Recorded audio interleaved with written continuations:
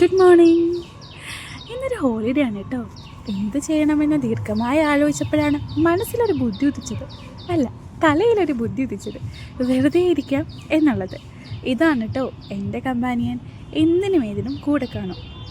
ഞാൻ ബീച്ചിക്ക് മരപ്പട്ടി കൂട്ടെന്നൊക്കെ പറയുന്ന കണക്ക് രാവിലെ അത്യാവശ്യം നല്ല ലേറ്റായിട്ട് എഴുന്നേറ്റുകൊണ്ട് കാപ്പി മിസ്സായി. 10:30 എഴുന്നേറ്റാൽ എങ്ങനെ കാപ്പി മിസ്സാവാണ്ടിരിക്കും? വയറ്റിൽ നിന്ന് വിശക്കുന്നു എന്ന് അലാറം വന്നപ്പോൾ കുറച്ച് ചിപ്സുമായി ഞങ്ങൾ മുറ്റത്തോട്ട് ഇറങ്ങി.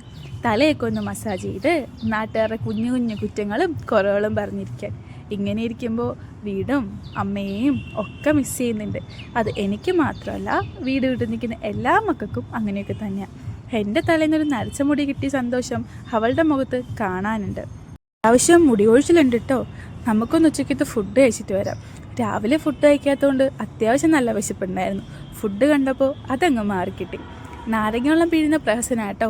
നാരങ്ങ കൊണ്ടുവന്നപ്പോഴാണ് പാത്രം ഇല്ലെന്നുള്ള സത്യം മനസ്സിലാക്കിയത്. അടുക്കളയിൽ നിന്നപ്പോൾ ഒരു പാട്ട്. റൂമിൽ ചെന്ന് നോക്കിയപ്പോൾ ഇപ്പോഴത്തെ ട്രെൻഡില്ലേ, വീട്ടിൽ വിളിച്ച് പാടി റിയാക്ഷൻ കാണുന്ന വീഡിയോ. അത് ചെയ്തുകൊണ്ടിരിക്കുക രണ്ടെണ്ണം കൂടി. അവിടെ നിൽക്കട്ടെ, നമുക്കൊന്ന് കുളിച്ചിട്ട് വരാം. കുളിച്ച് ഫ്രഷായി വന്നപ്പോഴാണ് ഞാനൊരു സത്യം മനസ്സിലാക്കിയത്. അധികം പോകാതെ തന്നെ ഞാൻ മുട്ടയാവും, അത്രയ്ക്ക് മുടിയൊഴിച്ചിലുണ്ട്. കുറച്ച് മോയ്സ്ചറൈസറും സൺസ്ക്രീനും ഇട്ട് നമ്മുടെ സ്കിൻ കെയർ അവസാനിപ്പിച്ചു കേട്ടോ. ഇവിടെ അത്യാവശ്യം നല്ല ചൂടാണ്. മഴ പെയ്യാൻ ഒന്ന് പ്രാർത്ഥിക്കുന്നുണ്ട്. അങ്ങനെ ഇരുന്നപ്പോഴാണ് പെട്ടെന്നൊരു കുഞ്ഞി മഴ പെയ്തത്. മഴ പെയ്തു, ചൂടിളക്കി, അതതിൻ്റെ പാട്ടിനങ്ങ് പോയി. നമുക്കെന്നാൽ രാത്രിത്തെ ഫുഡ് കഴിക്കാൻ പോകാം. രാത്രിയിലും ഇത് തന്നെയായിരുന്നു കേട്ടോ ഫുഡ്, ചപ്പാത്തി. അതിൻ്റെ കൂടെ നല്ല സേമിയ പായസം ഉണ്ടായിരുന്നു. സേമിയ പായസം കിട്ടിയപ്പോൾ ഒരാശ്വാസമായി.